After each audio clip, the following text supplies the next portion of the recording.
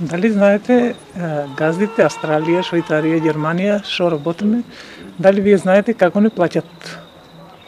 Од тие 150 евра платата што ми е, и исхрана, и патни, и други трошкови што треба.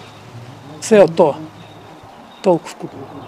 Што останат колку глеса како венчанка што зимат исхрана по 2,5, рачунај ги 500 денари имам превоз, 2,5, 3, е од тие 9000, 3000, 6 на мене. А на колку време е вашиот тековен договор? Па мисля на 3 месеци.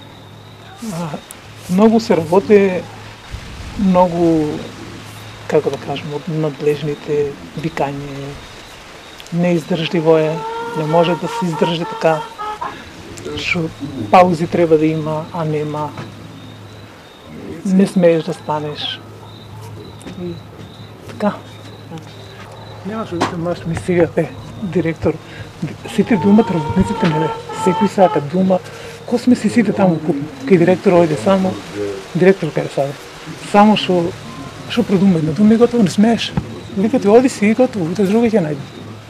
И затоа работниците не смеат да се побунат, седат, траат. А таква е кај нас криза. Па има да донесат работа, да се работи и да знаат ли ништо ни плаќат газите на нас. Да се знае да се работи, работникот сака да работи, али сака и да земе.